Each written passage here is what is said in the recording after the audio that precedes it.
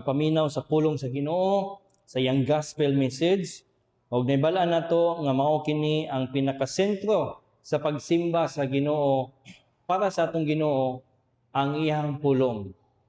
Dili ni bag-o karon but kaniadto pa sa unang panahon mao na gyud ni ang pattern nga magsimba gani ang katawan sa Ginoo, ang pinakasentro niya na mao ang iyang mga pulong. O precisely, mao pod na ang rason nganong gitawag sa Ginoo ang mga katawhan aron madunggan ang iyang mga pulong. Sa atong pagtanaw karon o pagpaminaw sa gospel message, abrihan nato balik ang atong mga Bible sa Psalm 33. My brothers and sisters in Christ, basig mag-wonder ta kung unsa gayud ang purpose sa atong kinabuhi dinhi sa kalibutan.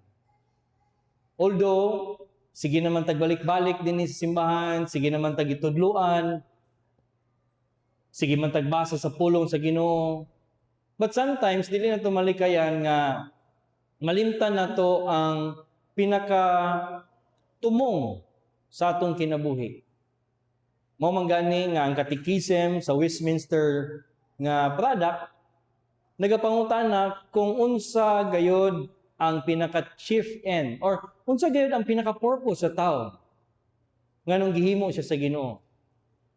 Ug ang tubag dapat nato ni balik-balik sa pagsulti sa atong kaugalingon nga mao kini nagsaysay that our chief end or ang pinaka-purpose sa atong kinabuhi nganong naata dinhi sa kalibutan is to glorify God and to enjoy Him forever. Duha ka buok lang. Mura ba o gi-compact lang o gi-shorten. But out of its simplicity comes a deeper understanding. Lawom kayo nga mensahe alang sa makadungog niini nga ang pagsimba sa ato ang buhi nga Ginoo, ang pagdayeg dinha sa iyaha, mao gayud ang pinaka-chief end natong tanan. So ang tanan nato nga ginabuhat dinhi sa kalibutan, yes, aduna kanay mga purposes. Aduna kanay value. Pero nothing can surpass the value nga ikaw, kitang tanan, gibuhat sa Ginoo aron maghatag og glory, maghatag og himaya dinha sa Ginoo og to enjoy the presence of God. Having said that, ang tema sa atong mensahe karon sa gospel message mao nga God is to be praised. Ang Ginoo gayud angay natong himayaon or dapat nato himayaon. Mo na nga sa atong paglantaw karon dinhi sa atong text, ato kaning bahinon sa tulo. Verses 1 to 3 maghisgot siya about sa unsaon nato paghimaya ang Ginoo. Verses 4 until verse 15 magahatag sa tuwa og unsay mga rason, mga reasons nganong angay nato siyang daygon. O verses 16 until verse 22 maghatag og pagtudlo na usab kanato nga angay nato nga padayon ang pag-alagad sa ato ang Ginoo in the way nga mo build up siya kanato og pagsalig sa atong buhi nga Ginoo. Kung lantaw nato balik ang Psalm 33, sumpay siya sa Psalm 32. Og ang verses 1 to 3 nag-directly pag-invite sa usa ka klase nga tawo sa paghatag og himaya sa Ginoo. Kung na-notice nato, na ay two words din ha. Verse 1, gi-describe ang usa ka tawo nga righteous o ang usa ka tawo nga upright. Ang righteous o ang upright nga tawo giagda nga dapat mo hatag o pagdayeg sa Ginoo. But if we notice sa last nato nga sermon, ang usa ka upright o ang usa ka righteous nga tao, siya mao ang nakadawat sa grasya sa Ginoo. Siya mao ang tao nga gipasaylo pinaagi sa justification by faith in Christ. Kung ato tong gilantaw pag-ayo nga ang Psalm 32 naghatod sa usa ka paglantaw nga ang usa ka righteous nga tao dili siya inherently or dili original sa iyaha nga matarong siya nga tao. But nahimo lamang siya nga matarong kay gipasaylo ang iyahang mga sala by way of a payment. By way nga gibayran ang iyang sala didto sa cross. Mao na nga napapas. Nawala ang iyang mga sala. Wala na siya'y kabalaka about sa condemnation nga moabot. Kay tungod na hibalo siya, secured siya, nga isa siya sa gipakamatyan dito sa cross. Tungod nga gitagaan siya sa Ginoo og pagtuo. O kana nga pagtuo, mauna ang naghatag sa iyaha nga mo salig o mo believe o mo salig sa gibuhat ni Jesus Christ dito sa cross. Mo na nga ang tao nahimo siyang matarong, nahimo siyang upright. Mo na nga ang verse 1 nagatawag sa usa ka tao nga naka-experience siya sa kaluwasan sa Ginoo pinaagi sa justification by faith in Christ. Ikaw, ningon si David din gitawag. You are being called. You are being invited to praise, to give praise. Di na sa Ginoo. To rejoice in the Lord. Verse 1, ingon siya, rejoice in the Lord. Verse 2, nag-ingon siya, praise the Lord. So, gihatag din nga ang next nga mahitabo sa naluwas nga tao, gipakita ni David nga ang logical kanabang gi-expect na sa imuha. Gi-expect sa imuha nga kung giluwas ka sa Ginoo by justification by faith, then ang next nimo nga step na pagabuhaton, maghatag ka og paghimaya din na sa Ginoo. But kung ato lang taon, sa unsaon na to ang paghatag og himaya din na sa Ginoo? Ang verses 2 ug 3 nagapadayon sa pagsulti kung unsa kaning pulong nga himaya. Ang paghatag og pagsulti sa pagdayeg sa Ginoo. Unsa kana siya nga pulong? Unsa kana siya nga buluhaton? Ningon si Psalmist David dinhi nga ang paghatag og himaya sa Ginoo mao ang pagsulti sa iyaha og mga malipayon nga pulong og paghatag og pagpasalamat. But at the same time, it comes with an action. So, it's not only nga gisulti nimo ang mga pulong nga gidaig nimo ang Ginoo, but whatever nga imong gisulti nga mga pulong sa pagdaig sa Ginoo, it's also the way nga imong kinabuhi imong gilihok. Ang imong mga ways sa paglihok sa pagkinabuhi nimo dapat natukma sa imong paghatag sa Ginoo sa pagdayeg. Kay two things at two verses balik-balik dinhi sa atong psalmist. Nga nagaingon siya nga ang paghatag sa himaya, it's not only by way nga ang atong mga words mugawa sa atong mga baba, but it comes with the fear of God. Na ikahadlok sa Ginoo. Og two times na niya gisulti dinhi sa Psalm 33. The fear of God. Ang kahadlok nato sa Ginoo. Og ang kanang kahadlok nato sa Ginoo takes or commands us to do some action. Aduna ginay action. So meaning, kung nahadlok ka sa Ginoo, dapat makita sa imuhang kinabuhi.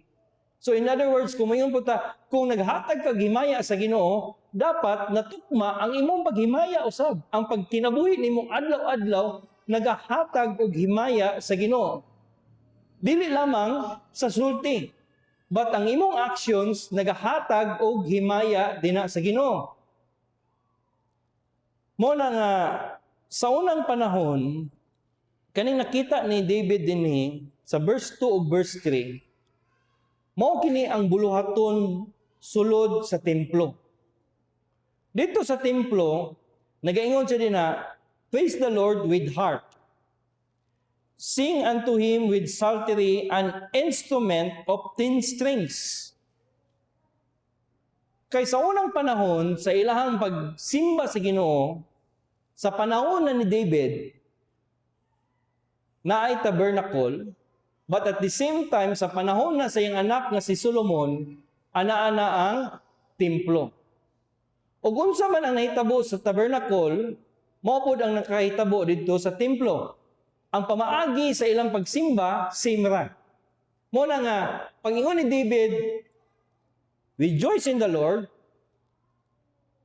praise the Lord with harp, iyang pasabot unsa ang ginahimo didto sulod sa tabernacle or unsay sulod na ilang gibuhat didto sa templo. Now, dito sa templo o sa tabernacle, nagasimba sila sa Ginoo by way nga gahatag sila og mga sacrifice. Ang katong sacrifice na ilang gihatag, nagatudlo kato sa atonement, meaning sa pagbayad sa sala nila.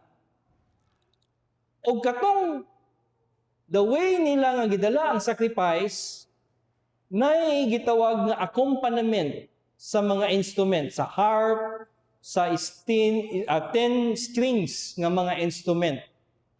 O inubanan kani sa pag-awit, pagkanta. Verse 10, ingon siya, sing unto Him a new song.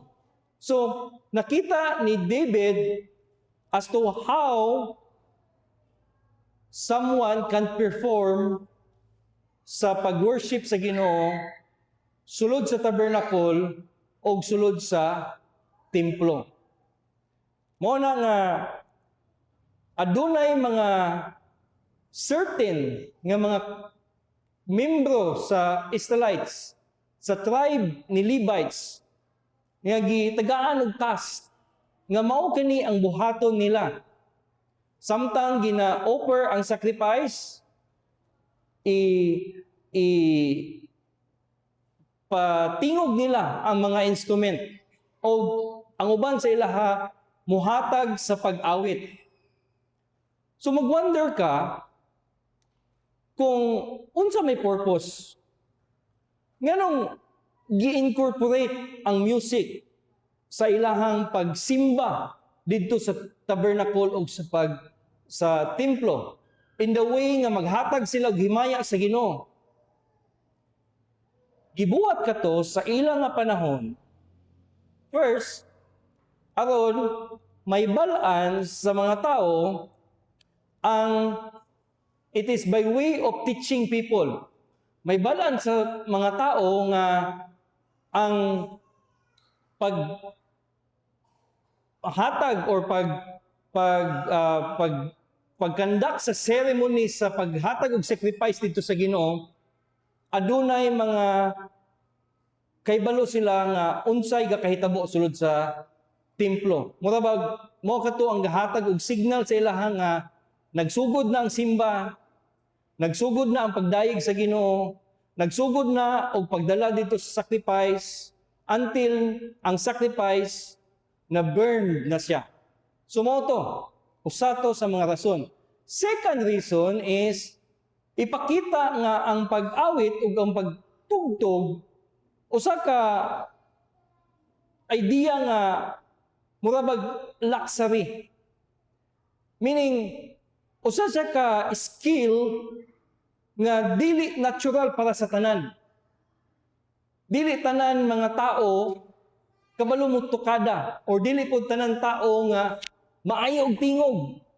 But if kana siya gi-incorporate during sa pagsimba, sa paghatag og himaya sa Ginoo, it teaches the people sa Ginoo nga usa ka grandeur, usa ka event sa pagdayeg sa Ginoo nga inubanan sa pinaka the best kay limitado lamang ang pwedeng makabuhat niini dinha sa sulod sa templo. So kung naana siya dinha sa pagdaig sa Ginoo, murag gikita nato nga this is not an ordinary nga daily nga activity sa tao nga gapanglaba lamang, galuto lamang, gabantay sa bata, but it is something nga extraordinary, extra special ang pagdaig din sa Ginoo. But tanawa gani, my brothers and sisters in Christ, na word din nga verse 3 nga maghatag sa tuwa og pagpasabot nga ang katong gibuhat nila sa templo is just a temporary thing to teach them sa umaabot nga truth, substance sa pagsimba. Meaning, ang kanang pagsimba nila madawat lamang na sa Ginoo kung adunay true nga mediator. Tinud-anay gayud nga mediator or gitawag ba nga hingpit gayud nga high priest or hingpit gayud nga mga awit or mga magpadayag og mga patingog sa instrument. So temporary lang ang gibuhat nga pagsimba with harp, with instrument. Temporary lamang. But ang usa ka dili temporary is ang pag-awit sa new song. Sing unto him a new song. O gipadayon gyud na play skillfully with a loud noise. Wala na gigamit ang word nga instrument. So, kung atong nakita kini, katong tanan nga mga instrumental, only gipurpose kato temporarily dito sa tabernacle o sa templo nga ipatingog kato sa panahon nila ni David o sa panahon sa mga Israelites dito sa templo. But after nga niabot na ang true mediator, ang mga awit nga mga instrument pag sound sana or ang mga sacrifices nag-stop na. O precisely mao kining giingon dinhi sa Hebrews chapter 6 o verse or chapter 7 nga niabot na ang tinuod nga hingpit nga high priest. Niabot na pod ang sakripisyo nga nakasatisfy na. Dili na mag-utro-utro pa sa pagpatay og mga animals. Mao na nga ang word na akong gipasabot ganina nga dapat nato tagaan sa pag-focus sa verse 3 mao ang word nga new, bag-o. Sing unto him a new song. Manotice ba ninyo ang word nga new, bag-o? The same words na gigamit ni Jesus Christ sa pag-ingon niya, "This is my new covenant." Sa pag-present niya sa tuwa sa Lord's Supper, sa mao ang bread o ang wine. Ang new covenant sa Ginoo, dili na siya bag-o nga totally. But it's the real, the true substance. So in other words, pag moingon din ni new song, dili ni bag-o nga song. But mao kini ang real, true nga substance nga awito na to. New song. Dili siya bag-o, but better. Mao gyud ang pinaka-substance. So katong mga awit sa una dito, giawit dito sa templo, will point us to the new song nga ang giawit anang new song or ang sulod anang content anang new song walay lain kundi ang mediator nato nga si Jesus Christ. Una nga ang pag-awit, paghatag og pagdayeg sa Ginoo, it could only be done by the word of God nga madawat niya. O it could only be done nga madawat na sa Ginoo nga naay mohatod ana didto sa iyaha sa atong mga tingog by way of the true mediator. By way nga mao ang sacrifice pod nga gihatod sa Ginoo nga si Jesus Christ didto na madawat sa Ginoo nga Amahan. So mo na nga verses 1 o 3 until 3 nag-agda kanato nga while we are singing sa paghatag og himaya sa Ginoo, let us also make sure nga ang atong kinabuhi also follows sa atong pag-awit dinha sa Ginoo. But we all know nga dili ginato na hingpit nga mahimo. Lisod ka na, my brothers and sisters in Christ.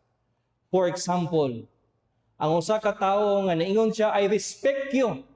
Girespetar lugar usa ka anak, naingon siya sa iyang ginikanan nga ako naghatag og dako kayo nga respeto sa imuha. But if ang iyang sulti nga naghatag siya respeto sa iyang ginikanan, but ang iyang kinabuhi says otherwise, opposite sa iyang gisulti, dili ka na tinud-anay nga respect. So in other words, kung moyon butas, rejoice in the Lord because ikaw gihimo man sa Ginoo matarong, praise God. Ang pag-praise nimo sa Ginoo also follows nga ang atong kinabuhi is giving glory dinha sa Ginoo. Tanawa gani nga giingon siya dinhi nga naa siya mga fear niya nga mga reproaches because ang kanang atong mga limitations, ang atong mga flaws can be used by other people nga tagaan ta og sulti nga mga negative sa atong kinabuhi. Nga tanawa siya, dili man siya maayo gyud nga tawo. So unsaon na lang nato karon nga kanang mga reproaches na atong naa sa atong kinabuhi, mga kasalanan nato, then ginakulta sa Ginoo, naana sa tuaw niya, ginakulta sa Ginoo nga mo pray sa iya ha. Imposible. Because ang atong kinabuhi daghan man og mga baggage. Daghan man tag mga burden. Tanawa ganitong pagbasa nato sa Pilgrim's Progress. Tanaw to ang karakter dito nga si Christian. At first sa iyang paglakaw, gadala siya og mga bugat kayo nga murag backpack iyang gidala. But after nga naala siya sa ending sa pagsulod na sa Celestial City, nawala ka to. It only shows to us nga ingana pod ang usa ka Kristohanon. Ingana pod dinhi ang pagtan-aw ni David nga hingpit lang nato ni mabuhat both in words Anin deeds, ang paghatag og himaya sa Ginoo nga mo follow gyud ang atong pagkinabuhi dinha sa paghimaya sa Ginoo only kung si Kristo kauban nato, kung naata kang Kristo. Kaya ang hingpit lang yun na makapraise o makalihok sa pagpraise nga ang iyang kinabuhi, naagit tinud-anay nga godly fear, si Kristo lamang. Muna mudangop ta kang Kristo. Muduol ta kang Kristo. Pag mayon ta nga, imposible man na. Imposible kung dili ka mudangop kang Kristo. But posible kung mudangop ta kang Kristo. After nga ingon si Psalmist dinhi about sa call sa pag-worship, paghatag, pagdaig sa Ginoo, although naghatag siya dito og description, kinsa kato dapat ang mudaig sa Ginoo, kutob sa mga linuwas, muhatag siya, but further, gihatag ni Psalmist dinhi David ang mga reasons nga daghan kayo nganong angay nato daygon ang atong Ginoo. Verses 4 until verse 16. Ningon siya din na, for the word of the Lord is right. Unya, ningon pagid siya din na sa verse 6. By the word of the Lord were the heavens are made. One reason nganong daygon nato atong Ginoo, because He created everything. He created everything sa atong makita dinhi. Gibuhat niya ang langit ug ang yuta. Gibuhat niya ang mga stars, ang mga moon, ang mga animals. Gibuhat gani sa Ginoo maskin pa ang mga dinosaurs. Gibuhat. Ang mga mananap kutob sa atong makita dinhi sa kalibutan. Ang Ginoo nagbuhat ana. Walay maskin isa nga wala gibuhat sa Ginoo niya na. So, He is the Creator. Siya ang naghimo sa tanan. Siya ang naghatag sa atuwa og lawas. Siya po ang naghatag sa atuwa og kalag. Og ang tanan nato makita, gibuhat niya nga wala gayoy aid. Walay tabang gikan sa tawo. Walay nagtabang sa Ginoo nga buhaton ang moon. Wala maskin isa sa tuwa, wala pa gani niadto. Walay maskin isa sa tuwa nga naa ato nga panahon sa pagbuhat sa Ginoo. But gibuhat niya ang tanan without our aid, o gibuhat pud niya ang tanan without anything nga gigamit niya nga materials. So in other words, gibuhat sa Ginoo ang tanan from nothing. O ang gigamit sa Ginoo sa pagbuhat niya, unsa man? Verse 6, naingon siya, by the word of God, or by the word of the Lord, were the heavens made, and all the hosts of them by the breath of His mouth. Ang tanan naa din sa kalibutan, walay maskin usa ka atom nagigamit ang Ginoo nga iya katong gidevelop ang tanan dinhi, gi-create ang tanan. Wala. Ang pinaka first atom ang Ginoo right away mao ang naghimo ana. Wala pay atom, wala pay space. Ang Ginoo nagbuhat sa tanan og ang iyang gigamit mao ang iyang word. Muna, my brothers and sisters in Christ, angay daygon ng Ginoo. Himayaon nato siya kay siya nagbuhat sa tanan. Gitagaan ta niya og kinabuhi dinhi. Siya ang naghatag ani sa tuwa og ginhawa. Siya ang naghatag pod og pagkaon sa tuwa. Og angay nato siya himayaan because dili lamang nga gigiit niya ang tanan, but wala pod niya pasagdi ang iyang creation. He continue to sustain everything dinhi sa kalibutan. Nagwonder ka, pila nakatao dinhi sa kalibutan karon na kinabuhi? Ningon sila naana sa 8 billion ka tao. But tanawa ra. Kung imo nang tanawon, mind-blowing, kung unsa taga-isa ana nakasanina, nakakaon, nakainom og tubig, nakaadtog eskwelahan, naatiman ang ilang mga sakit.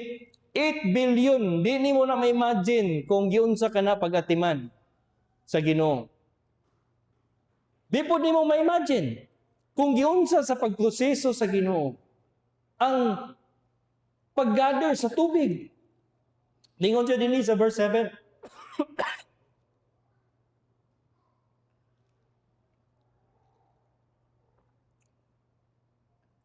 He gathered the waters of the sea together as an heap. He layeth up the deep in storehouses. Imagine, ang science moingon nga ingani ang nahitabo, ingani na ay proseso, na ay condensation o na ay evaporation, o ang evaporation pag moabot na dito sa space ang tubig, ang mga water atoms mo gather na unya mabugnawan, magproseso na po usa nga ingon og condensation mo na muulan siya. Tanaw gyud sa paghimo sa Ginoo. Lisod kay na walay tawo nga makahimo ana. Maski nung saon paghimo sa usa ka machine, walay tawo nga makasustain ingana. So ang Ginoo not only nga create niya ang tanan, but He continue by His providence sa pag-govern sa tanan na nahitabo din sa kalibutan. Ang ulan nga sama sa ordinaryo lang kayo, it is by the work of God. Psalm 19 nagaingon, the heavens declare the glory of God. By merely looking sa atong palibot karon, ang pangutana ba? Are you able to connect sa mga panghitabo ana? Gi-attribute ba nato na didto kang sa Ginoo? Or mo yung tanga, ordinary lang gid na. Dapat mahitabo gid na. No. Nahitabo na because God do everything. Did everything. Or is doing everything for us. But dili lang nga na ang gahom sa Ginoo. Ang gahom sa Ginoo extends even sa mga affairs sa tao. Sa tanan nato nga mga buluhaton everyday. Ningon siya din the counsel of the Lord bringeth the counsel of the heavens or the heathen to naught. He maketh the devices of the people of none effect. So tanawa, not only nga gihimo sa Ginoo ang tanan, He continue to sustain everything, He continue to govern everything, but He continues to control all human affairs. Tanan nga mga kalihukan sa tao dinis kalibutan, ang Ginoo is in control. So nagawonder na ta karon? Kanong na ako din eh? Nganong nakadawat pamangko sa mensahe? Nganong iani pamangko din sa simbahan? This is the sign or the true evidence nga ang affair sa Ginoo galihok. Siya ang gapalihok sa tanan. Sa atong kauglingon nga depravity, sa atong kauglingon nga nature, ang atong mga tiil, giganahan ba sa pag-adto sa pagpaminaw sa pulong sa Ginoo? Usa ba ka natural kayo nga butang nga mosimba ta sa tinuod nga Ginoo? Or natural ba sa usa ka tawo nga mosimba sa binuhat sa tao o sa Ginoo? Diba? Ang Romans chapter 1, si Paul nagaingon nga natural para sa usa ka tawo nga instead iyang simbahon ang Creator, He gave worship sa creation sa Ginoo. So in order nga makaligkawas ka ana, kung wala ka gilingkawas sa Ginoo, kitang tanan karon wala dinhi. Wala ta nakapaminaw sa true nga gospel. So dili ni aksidente. Wala aksidente dinhi sa kalibutan because ang Ginoo is in control and He places everything sa tanan nga mga hitabo dinhi. He knows the future. He doesn't only knows the future, He creates the future. He creates every moment, events affairs. Wala na nalilong sa Ginoo. Mo na nga sa mga sulti ni David, mas kinaasa siya mo tago. Adto siya sa ilalom sa yuta na ang Ginoo. Muadto siya sa space na ang Ginoo. Mulangoy siya ilalom sa tubig na ang Ginoo. Mas kinaasa nga suot din sa kalibutan na ang Ginoo because ang Ginoo man ang nagpahitabo, nag-ordain sa tanan nga moment sa atong kinabuhi. O na negative side, moingon gyud dayon ang mga dili magtotoo. Ka-cruel ba siya nga Ginoo? Cruel man na nga Ginoo nga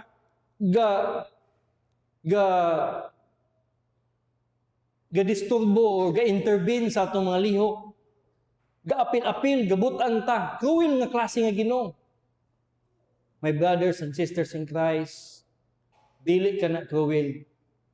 But kana natural nga nahitabo because sa nature sa tao nga makasasala.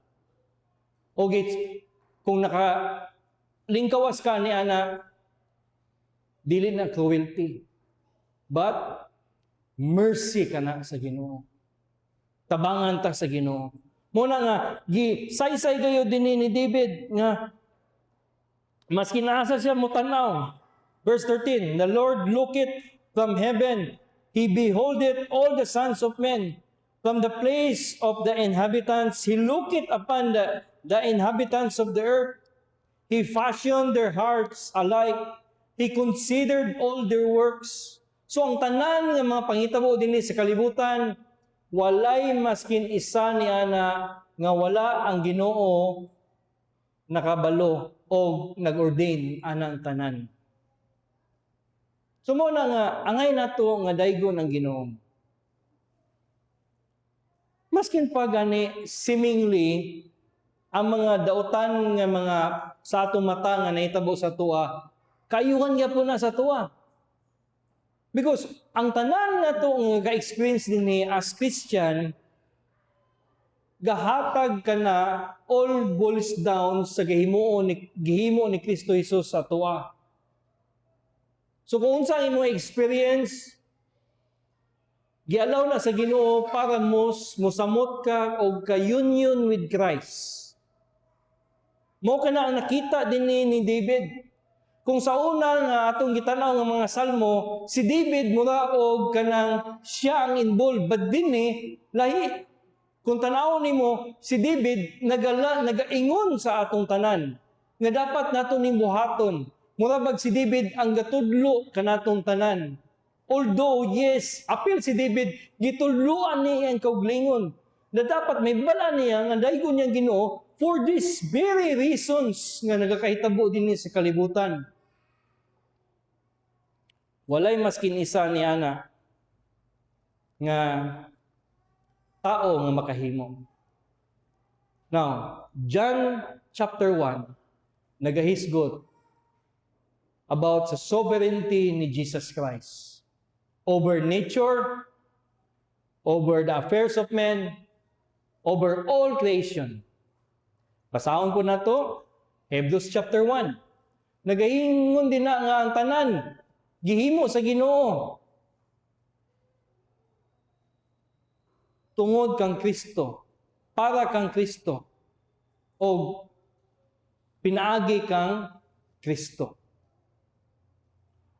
So, ang pagbasa ni David din ni karon sa paglantaw, ginatudluan ta niya nga naay tinuod nga hari, nga naay tinuod nga power, naay tinuod nga sovereignty. Di ba, moingon ta sa itong kaglingon karon sa itong paglungog nga word, sovereignty, dapat dili magpa-under, kay naaman tayo sovereign power. But maski nung saon pa, dini sa kalibutan, ang kalihukan na to, it's like one sovereign to another sovereign. Kapag sige lang yung pang-under, ang dili lang ma-under, mao ang true King nga si Jesus Christ. Naa saya gunitan niya ang tinuod nga gahom that we can utterly say without hesitation, without doubt, nga siya lamang ang naay gahom. O gipakita niya sa mga miracles na iyang gibuhat. Gipakita niya ni the way nga gisulti niya ang mga prophecy na nag-ingon siya dito nga naay usa dinhi nga mag-betray kanako. And it so happened. Tanan na iyang gisulti na ibalo siya na mahitabo. Muna nga the very reason ganina naingon ta nga there's only one way nga makahatag taghimaya. It's when we are united with Christ. Now, kani mga reasons karon brings us also nga mudangop kan Jesus Christ. Because all the reasons, all the events dinhi sa kalibutan points us to Christ. Ningon nag-ingon dinhi sama niini nga adto kang Kristo kay walay hingpit nga makatabang sa tuwa kundi si Jesucristo lamang. And lastly karon, ang pag-praise nato sa Ginoo will brings us to hold on to our blessed hope. Ang blessed hope nga naa dinha sa Ginoo, nga naa dinha kang Kristo. Shortly, ato kining tanawon. Verses 18, nagaingon din na, behold, the eye of the Lord is upon them that fear Him, upon them that hope in misery, to deliver their soul from death and to keep them alive in famine. Our soul waited for the Lord, for He is our help and our shield. For our heart shall rejoice in Him, because we have trusted in His holy name. Let Thy mercy, O Lord, be upon us according as to the hope in Thee. Tanawa, gibalik-balik ang word na gi-inculcate din sa tuwa, hope. Ang blessed hope na to, naalamang din na sa Ginoo. When we praise God, when we see the reasons why we praise God, ang natural po na nga succession is to grow our faith sa Ginoo. Magtubo ta nga lantaon nga ang atong paglaom anaa sa Ginoo. Nga ang atong Ginoo dili ta niya pasagdan both in our temporary nga kinabuhi karon dinhi og in eternity. Ang pinakahadlukan nato dili man gyud ang temporary. Ang eternity man mahadlok ta. Dagan kayo og pangutana sa tunguna-una, unsa ka after niini? But tanawa ang mga words na gigamit ni David. Hinumduman ta niya nga kutob sa budangop sa Ginoo adunay paglaom. Og ang kana nga paglaom will come into a reality gayod sa kinabuhi. This is not